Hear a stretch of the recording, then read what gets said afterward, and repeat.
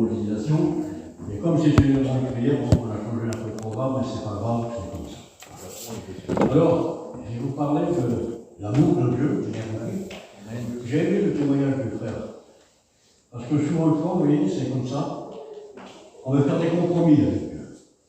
On ne fait pas de compromis. Là, ici, il est marqué dans Matthieu 22, au chapitre 34. Vous connaissez ce thème. Matthieu 22, 37, premier commandement. Jésus lui répondit: tu aimeras le Seigneur de tout ton cœur, de toute ton âme et de toute ta force. C'est-à-dire que là, il n'y a pas de compromis. Dieu dit: tu aimeras ton Dieu de toute ta force et de tout ton être, de toute ton âme. Alors c'est vrai que souvent de fois, je vais écouter, ça fait quand même 44 ans que je prêche l'évangile, j'en ai écouté des témoignages. J'ai écouté des gens qui parlaient avec moi. D'ailleurs, il n'y a pas encore longtemps, l'un qui m'a dit: quand je serai délivré de ces cigarettes, je viendrai, eh bien, au baptême. Ben, je risque de mourir, et puis tu viendras pas au baptême. J'ai dit: tu seras tué par ta cigarette. Voilà, c'est comme ça que je vous le dis. Alors c'est vrai que tu dois aimer ton Dieu de toute ta force, de tout ton être, et aussi de toute ta pensée. Amen. Un chrétien devrait être comme ça. Gloire à Dieu. Ne temps pas, si on s'aperçoit que le chrétien, il n'est plus ce qu'il était non plus. Gloire à Dieu. Je crois que l'amour part de son cœur. Les propos que nous écoutons, les propos que nous entendons, eh bien, c'est quelque chose qui est terrible. Parce que là, ça c'est le premier commandement, le deuxième commandement, voici le second qui est semblable. Tu aimeras ton prochain comme toi-même. Eh bien, laissez-moi vous dire qu'il y a beaucoup de chrétiens aujourd'hui qui n'aiment plus leur prochain. C'est que lui, s'il aime leur famille. Vous voyez? C'est ça qui est terrible. Et je le dis parce qu'on sait où c'est comme ça. Les pères qui sont ici, ils le savent.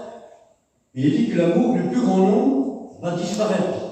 On n'a pas toujours été chrétien dans la vie, on n'a pas toujours vécu chrétien. Moi, j'étais assez âgé quand je l'ai rencontré. Mais ce que je veux dire, c'est que avant qu'on soit chrétien, il semblerait qu'on ait mieux que le prochain. Si un avait à l'époque un billet de 100 francs, eh bien, il aurait partagé avec celui qui n'avait rien. Il aurait donné 50 francs. Mais aujourd'hui, et je parle pour les chrétiens, tant pis, si vous me dites que je suis méchant avec vous, mais c'est la vérité, c'est la vérité qui est la Bible. La Bible, c'est comme ça. Aujourd'hui, quelqu'un qui n'a rien, on est avec travailler. Mais des fois, il est malade, des fois, il a des problèmes dans sa vie, on ne sait pas ce qui peut se passer dans le cœur de quelqu'un. Mais là, on dit: tu aimeras ton prochain comme Dieu. Je crois, les frères, ce matin, vous êtes mis dans la glace, vous êtes rasés, vous êtes préparés. Je crois que vous êtes aimés quelque part. Vous vous aimez, non? Oui ou non? Mesdames, vous vous aimez ou pas? Allez, vous dormez? Non, vous dormez. Il fait chaud là, mais vous ne dormez pas comme un soir. Alors tu aimeras ton prochain comme toi-même. Eh bien, aujourd'hui, il se passe des choses, c'est qu'en réalité, le chrétien, très peu de chrétiens, tant pis, je vais dire le mot, aiment leur prochain. Les chrétiens parlent les uns sur les autres, ils ont toujours quelque chose à dire sur les uns et sur les autres, et ça, c'est au détriment de la parole de Dieu. Dieu nous a aimés le premier, il nous a pardonné notre péché, il nous a sanctifiés, il nous a lavés, il nous a tout pardonné. Et aujourd'hui, nous voulons faire l'inverse de ce que Dieu a fait pour nous. Il y a une anomalie quelque part. On veut des bénédictions, on veut que le Seigneur marche avec nous, alors il faut que nous fassions aussi des efforts, nous dire: Seigneur, je veux marcher avec toi, dans les bons jours, dans les mauvais jours, et Seigneur, je veux marcher avec toi. Comme a dit ma compagne tout à l'heure, si on rencontre les bons jours et les mauvais jours, j'ai eu beaucoup plus de mauvais jours que de bons jours.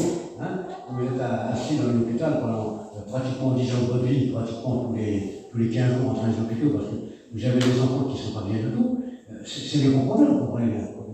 Et d'ailleurs, je ne vais pas dire à Dieu: Seigneur, si tu guéris ma fille, eh bien moi, je continuerai à marcher avec toi.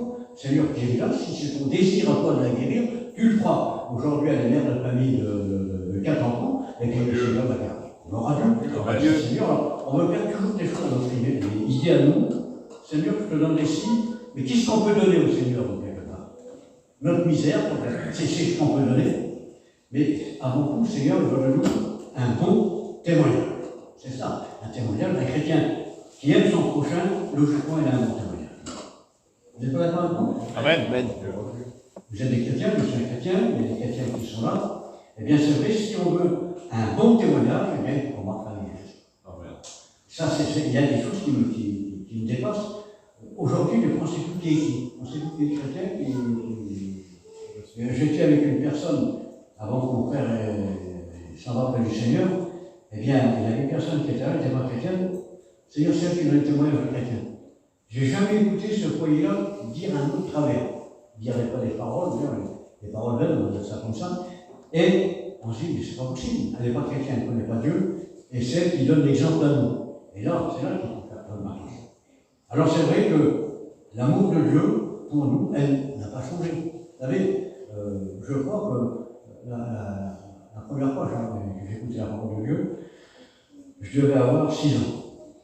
Et les gens qui étaient là, c'était les gens du réveil, ces paroles que le réveil arrivait. Ils ne savaient pas lire, ils ne savaient pas écrire. Et j'ai eu le privilège de savoir lire. Mon père m'avait appris à lire. J'avais 5 ans et demi, je savais lire. Vous voyez, c'était comme ça. J'ai toujours eu dans mon esprit la lecture, donc j'ai beaucoup appris. Et ces gens-là me disaient, lis la Bible, dis-moi ça. Je ne me rappelle plus. C'est un père, Noël en l'occurrence, je ne sais pas qui me connaissent, j'ai fait des études avec lui. Il m'a dit, tu te rappelles quand tu nous lisais la Bible? Ben, je dis non. Mais aujourd'hui, je me rappelle, parce que quand tu sais toujours pas lire la Bible, c'est un concours pour prier. Mais aujourd'hui, c'est un prédicateur d'évangile. Dieu aime l'homme. Dieu nous aime. Amen. Alors, il faut comprendre que c'est pour ça que le Seigneur, lui, n'a pas changé. La Bible nous dit qu'il est le même hier, aujourd'hui, éternellement. Mais nous, nous avons changé. Que vous vouliez ou non, l'homme d'aujourd'hui n'est plus l'homme d'hier.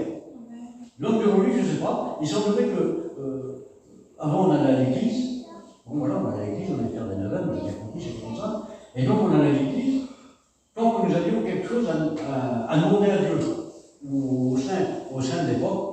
Mais nous, aujourd'hui, les chrétiens, on n'a pas à aller simplement, je suis malade, Seigneur, guéris-moi. Seigneur, je n'arrive pas dans mon commerce, Seigneur, bénis-moi bien.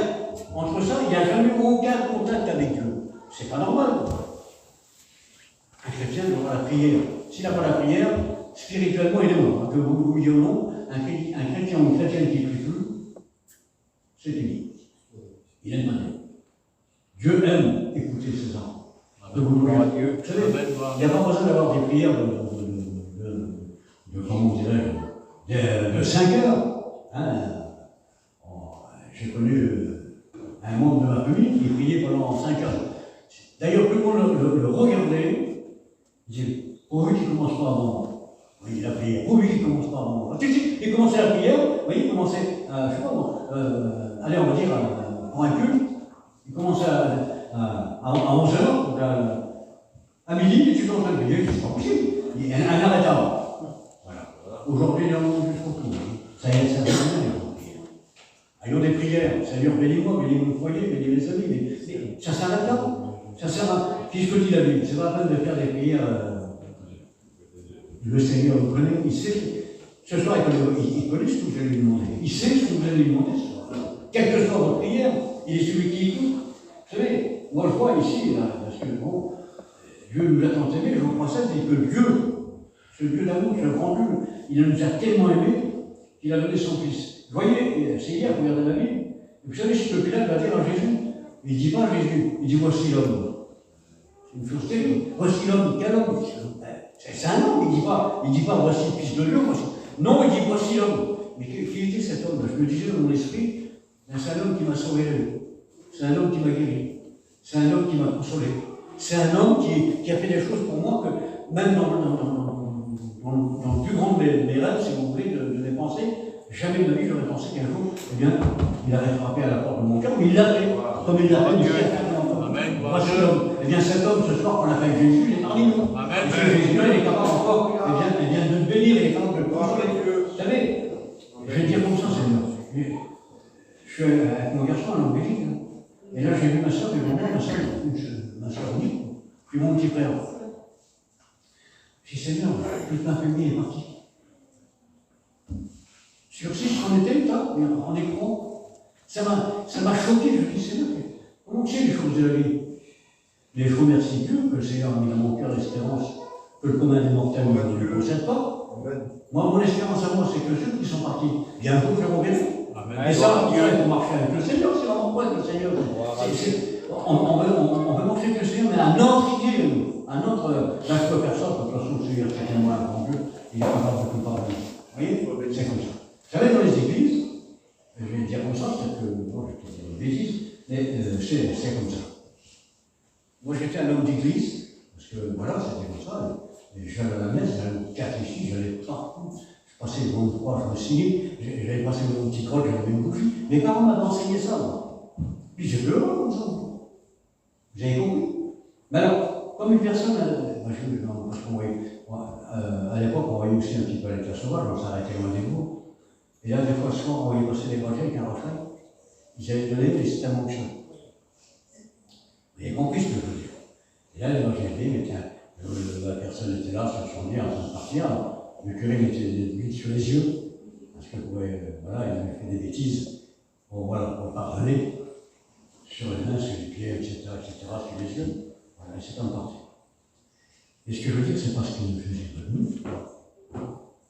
Jésus, quand il nous a pardonné, il n'a pas besoin de mettre toutes ces choses-là, il nous a pardonné. Alors, pour l'Église, c'était ça, l'extrême onction. Alors, si cette personne-là avait fait des bêtises, et puis j'ai dit, mais je m'en paix, il a compris. Alors, il n'allait pas en enfer. Il n'allait pas à paradis. Il allait dans les, comment on appelle ça, au purgatoire. Alors, au bout de 2000 ans, le Seigneur disait, écoute, mon gars, pas de souci, tu as fini ta peine, tu peux aller au ciel. La Bible dit qu'il y a que deux endroits où passer l'éternité. Il y a le ciel ou l'enfer. Alors, c'est là qu'il va se rattraper là-dessus. Les enfants, c'était pareil, un petit enfant. Et j'ai mon frère qui est parti pour le Seigneur, il était tellement malade, je ne pourrais plus le baptiser. Donc il l'a envoyé, il a vu le curé lui, il l'a envoyé. Autrement, mon frère, s'il serait mort, là, tout petit, eh bien, il n'a pas été au ciel. Il a arrêté dans les limbes, c'est-à-dire qu'il a arrêté sur un humain. Dieu aurait été méchant quelque part. Parce qu'un enfant, il a sauvé l'office, donc il a arrêté. Mais c'était comme ça, c'était dans les jeunes, ça. Mais Dieu, lui, il n'a pas fait ça. La Bible dit qu'il a envoyé son fils unique à ce fait que nous puissions être seuls. Amen, gloire à Dieu, Seigneur. Dans Romains, c'est le verset 8, mais Dieu en ceci, Dieu a prouvé son amour envers nous lorsque nous étions encore pécheurs. Christ est mort pour nous. Amen. Amen. Gloire à Dieu. Gloire à Dieu. Christ est mort pour nous. Amen. C'est vrai que j'étais en Israël et puis d'un seul coup, je me suis pécheur. J'étais au Mont Golgotha là-bas, et puis j'étais en train de prêcher, puis d'un seul coup, je regardais, bon, seulement il y a un tombeau vide qui est là. On sait bien, on ne sait pas si c'est ce tombeau-là, on ne sait pas. On sait que Jésus est mort là, on sait qu'il a été enterré là, et on sait qu'il a ressuscité là, mais voilà, c'est comme ça. Alors je me dis, Seigneur, c'est vrai que quelle grandeur, quelle puissance tu viens. Tu as vaincu la mort. Gloire à Dieu. Que le nom du Seigneur soit béni. Jésus a vaincu la mort. Amen. Il nous a donné la vie. En travers sa mort, il nous a sauvés. Amen. Alors, chrétienne, ça vaut beaucoup de marcher avec Jésus. Gloire à Dieu. Amen. Gloire à Dieu. Ça vaut beaucoup de lui dire, Seigneur, c'est vrai que je ne suis pas tout à la hauteur. Je ne suis pas à la hauteur. Des fois, je prends ma vie, je dis, Seigneur, mais pourquoi je prends le coup? Ça ne va pas. Mais Dieu est amour. Alors, je sais que Dieu est capable de nous pardonner. Gloire à Dieu. Parce que des fois, on croit que c'est fini comment dirais-je, de la vue, comme ça, on dit, ah ben ça, il est perdu. Quand le petit frère donne son témoignage, il y a un évangile qui m'a appelé, il a dit, mon frère est en train de mourir. Il ne connaît pas tout, lui, à l'hôpital. J'arrive là-bas, Seigneur, j'y prends la main, je ne pas. Et puis il avait la maladie parfois, il ne peut pas parler. J'ai tout compris, j'essaie de vous.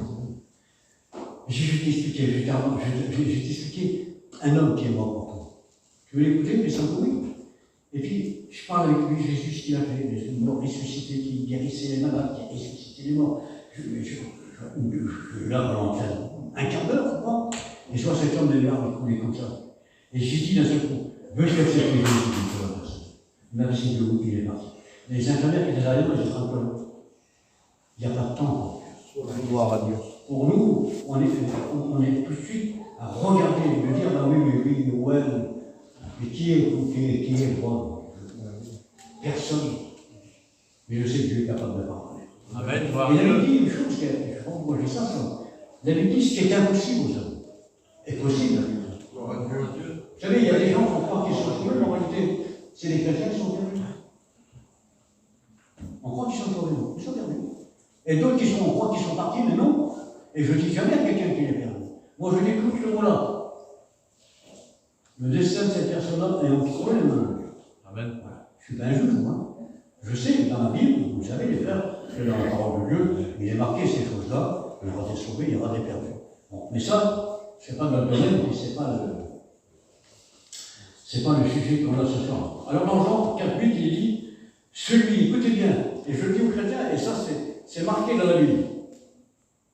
Un chrétien doit aimer son prochain. Écoutez ce qu'il dit ici. Celui qui n'aime pas n'a pas connu Dieu, car Dieu est amour. Celui qui n'aime pas n'a pas connu Dieu. C'est facile de dire, ben moi j'ai un tel, c'est ma fille. Il y a j'ai mon garçon, il a fait 12 ans de prison. Il vient encore faire une connerie, il arrive à la Plamar. C'est mon fils, on dort plus des nuits, moi, rien. On dit, c'est bon, il arrive rien, puis il y a ci, et puis alors. Mais avant qu'il rentre chez nous, c'est bien fait pour lui, là, en prison, il nous embête, il fait que des bêtises. Mais maintenant qu'il arrive à rôle, c'est mon fils, et que j'aime mon garçon. Alors l'autre qui est en prison, c'est pas un membre de ma famille, je vais dire, oh, puis alors, je vais là aussi. Non, tu aimeras ton prochain comme toi-même. Aimer son prochain, c'est celui qui nous veut du mal. Aimer son prochain, c'est celui qui croit sur nous. Parce que même quand rien, les gens nous parlent dessus quand même, vous avez bien compris. C'est comme ça, mais c'est pas nous qui changeons, eh bien, quoi que ce soit dans l'histoire des gens, mais tu aimeras ton prochain, car si tu dis, lui tu aimes Dieu, puis tu n'aimes pas ton prochain, c'est un menteur, c'est la vie qui dit ça. Comment peux-tu dire que tu aimes Dieu, que tu n'as pas connu? Et ton frère qui est à côté de toi, là, si tu ne choses pas tous les jours, tu l'aimes pas. La Bible dit que tu es un menteur. Et la Bible dit qu'aucun menteur ne les croit devant l'Église. Et c'est ça. À ce sens, un chrétien, il a une route à suivre, il a un chemin à suivre. Jésus dit, je suis le chemin. Il n'a pas dit le chemin. Il y a beaucoup de chrétiens aujourd'hui qui prennent plein de routes. Ils arrivent dans un carrefour, il y a des ronds-points, il y a plein de routes. Ils tournent tout le rond-point, le rond-point, mais on n'en pas. Voilà, mais je ne sais pas si c'est la mauvaise route. Un chrétien, une chrétienne doit être sur la bonne route. Amen. Gloire à Dieu. Qui mène à la vie éternelle. Parce que s'il prend cette route-là, les choses du monde aujourd'hui, ça me dépasse. C'est pas croyable les choses qu'il y a. On vit dans un monde de haine, d'un monde de misère. Je suis loin d'aujourd'hui, j'ai vu un bravo, là, je crois. Il s'est en train de voir que le Dieu. Et l'autre, il a dit, donne-moi un poids, je m'en pire un peu. Il a pris il a pris le couteau, je crois que c'est 15 ou 16 couteaux qu'il a mis là-bas. On vit dans un monde de haine, on vit dans un monde de misère. Alors, avant qu'il soit trop tard, mettez-vous sur la bonne route. Attendez pas de mal, il y a plein qui attendent. Je suis un chrétien, je connaissais. Il y a des gens qui sont chrétiens, comme je suis chrétien. J'ai connu le réveil. Il y a combien de temps qu'il a passé à la réunion? On a 10 ans. Il y a un garçon qui m'a dit l'autre jour, bonjour mon frère. Je connais bien le garçon, j'étais pas mon frère. Qu'est-ce que tu me dis là? J'étais pas mon frère. Mon frère, c'est celui qui va à la réunion. Mon frère, c'est celui qui prie le Seigneur. C'est lui, mon frère. Mais toi, t'es pas Dieu. Tu vas jamais à la réunion. Tu es en train de critiquer les gens, tu es carrément derrière en train de fumer le cigare. T'es pas mon frère. Il y en a qui croient qu'ils sont chrétiens. Il y en a qui disent, je suis chrétien. Mais si tu ne marches pas avec Jésus, tu n'es pas un chrétien. Tu es un baptisé, ça s'arrête là. Voilà, c'est pas vers l'autre. Et entre l'autre, tu vas te lever. Je me baptise parce que d'abord, j'ai rencontré Jésus. Amen. Gloire à Dieu. J'ai baptisé, mais est-ce que tu as rencontré Jésus? Est-ce que tu as rencontré l'amour de Jésus? Voilà. On a baptisé ici Lano. Et cet homme-là, de ce coup, il dit, tu as baptisé. Je dis, encore, on ne peut pas le voir. Mais moi, je ne baptise pas. Et les garçons, mais lui, c'est un homme terrible. C'est un homme terrible. Je dis, bon, je suis dans le baptistère, ça vous fait rire, mais c'est comme ça. C'est terrible. C'est terrible. J'y crois-tu que Jésus m'en comprend? Oh, oui, non. Alors, si tu as l'effet, il a des émotions. Si on vient jeune, il y a toujours des émotions. Je ne sais pas, et on est émotionné ici dans la salle. J'ai l'âge. Je vais vous mon témoignage. Il y a un monsieur qui est dans la maison, là, ils sont à 5 ans. Bonjour monsieur, je ne sais pas ce que l'âge de mieux. Il n'a pas peur, hein. Je sais pas. Moi ici, quand je suis là, je suis toujours ça a beaucoup de temps. Les chrétiens, c'est vrai. Je sais pas comment faire, qu'est-ce que je veux dire? Tu as peur de simplement dire que avant, tu connaissais pas Jésus, tu étais perdu. Aujourd'hui, tu as rencontré Jésus, c'est un sauvé. Amen. Gloire à Dieu. On va faire dire des témoignages. Vous savez, alors oui, pour finir mon histoire, ce monsieur-là, il ne va pas. Alors bon, alors donc je reprends la phrase, j'écoute bien. Il y a 2000 ans, il y a un homme, il s'appelait Jésus de Nazareth, c'était fils de Dieu, il est venu sur la terre pour sauver tous les hommes. Il a dit celui qui croira, premièrement, j'espère que tu crois, et si tu crois, tu es baptisé, tu seras sauvé. Celui qui ne croit pas, la Bible me dit qu'il est condamné. Il dit non, j'irai sur l'eau. Il y a un frère qui est venu, je ne le connais même pas, il l'a baptisé. Bon, il l'a baptisé, pourquoi bien il l'a baptisé? Le Seigneur sait qu'il n'a jamais mis les pieds dans la Bible. Mais non, c'est pas ça. Un chrétien, c'est quelqu'un qui a compris. Un chrétien, c'est quelqu'un qui a l'amour de Dieu dans son corps. Gloire à Dieu. Un chrétien, c'est sûr qu'il a l'amour de son prochain. Si tu n'as pas l'amour de ton prochain, la Bible dit, si tu n'aimes pas, tu n'as pas connu Dieu. Je connais Dieu, mais non. Connaître Dieu, c'est marcher avec lui. Aujourd'hui, il y a un bon qui pense, tu connais Dieu, oui. Non, il a appris à l'école, il a appris à la messe, mais ça s'arrête là. Non, un chrétien. Écoutez bien, c'est une chose terrible, la compréhension du Seigneur. C'est une chose terrible de dire qu'on aime Dieu et qu'on n'aime pas son frère ou sa soeur, et qu'on n'a pas ce témoignage. Un jour, j'étais à la ville, puis il y a quelqu'un, un homme m'a allumé un peu. Oui, comme il visse. Là, il peut se faire là. Puis il y a une personne qui vient qui dit cette personne est un peu. Mais bon, et cette personne, c'est un chrétien et une chrétienne. L'homme, il vient avec son corps. Monsieur, c'est pas gentil, les larmes comme ça. Il dit pas qu'il y avait une émotion. J'écoute maintenant, je suis malade. J'ai parlé avec cet homme-là, j'ai réussi à le calmer. Autrement, on va de l'homme de la France. J'aurais fait un seul nœud avec des amours. Vous savez ce qu'il a dit l'homme? Il me dit c'est un chrétien. C'est pour ça que je respecte. Alors il dit, mais autrement, oui, un chrétien ça se voit. Le Seigneur, un chrétien ça se voit. Gloire à Dieu. On sait bien qu'on a physiquement les corps pareils, mais notre cœur est changé. Donc un chrétien, eh bien ça se voit, une chrétienne, ça se voit à son comportement. Vous connaissez l'histoire de la dame, puis après je vous l'explique pas. C'est une femme à la rouge, là, il y a du bras. Il démarre, il attaque le feu, il calme. Le feu, là, il passe au rouge. Alors forcément, elle passe sa tête en travers. Alors, je ne vous dis pas, c'est de la musique, enfin des paroles même. Enfin, il a calé 2 fois. Tout, puis il démarre. Mais quand elle démarre, elle dit, qu'est-ce là? Il dit, où je roulais avec une voiture volée. Il dit, qu'est-ce que je dis? Il dit, si, c'est une voiture volée, vous êtes. Il dit, comment ça? Il dit, ouais, elle fait descendre, mais derrière, il y a un parcours pour beaucoup, il y a un parcours. Il dit, voyez là, ça, c'est la voiture d'un chrétien. Je dis, vous n'êtes pas une chrétienne, vous n'êtes rien du tout. Ça fait 2 jours, je vois que vous êtes en train d'insulter le monsieur là. Vous voyez comment c'est? Oui, c'est des choses extraordinaires, mais c'est comme ça, un chrétien doit ça. Gloire à Dieu. La musique, nous sommes des lumières. Et si quelqu'un qui est aveugle, il ne va pas guérir, il a un aveugle quand même. Eh bien, un chrétien, il a cette lumière dans sa vie, il a cet amour, parce que cet amour a été déversé il y a 2000 ans dans le cœur de l'homme, et on a aussi, nous, cet amour-là. Écoutez bien, si quelqu'un n'a pas soin des siens, surtout ceux de sa famille, il a renié la foi, il est pire qu'un infidèle. Je la donne à mes propos. Mais vous pouvez dire, c'est marqué dans la Bible. Vous pourrez lire pendant 1000 ans, mais celui-là, son père, mais pas. Et sa famille, je parle, hein, je ne parle pas en disant les chrétiennes, mais là, il parle de sa propre famille. Si tu ne prends pas soin des tiens, c'est pas la peine. Alors ce soir, ça serait bien malgré tout, bien qu'on prenne soin de nos frères, de nos soeurs, de nos familles, hein, qu'on soit, il y a un frère qui a dit le soir à l'Orient, il y en a qui veulent être un phare. Il dit, moi, je veux une petite bougie. Il y a un phare, vous allez à un marbre, il porte sur 42 km. Mais le phare, il portera toujours là. C'est toujours pas mal. Ils savent les marins. Hein, telle couleur, telle chose, mais ils savent. Et le petit gars là qui a la petite bougie, il dit, ouais, ma petite bougie, je vais la voir. Je vais trouver ça, je vais trouver ça. On soit des petites bougies. Il y en a qui croient qu'ils sont des phares. Par contre, ils éclairent tout droit. À côté, ils ne savent pas qui c'est, ça ne va rien du tout. Et ça ne les intéresse pas d'ailleurs.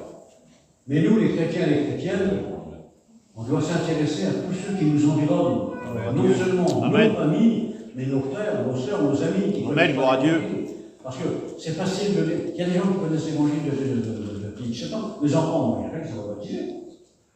On est là l'Évangile. Ils connaissent l'Évangile. Si un quelqu'un d'autre qui connaît l'Évangile, parce qu'ils n'en parlent, si là-bas en prison, ils n'ont pas tout avec les frères, ils n'en parlent. Les formations qu'elle est chrétienne.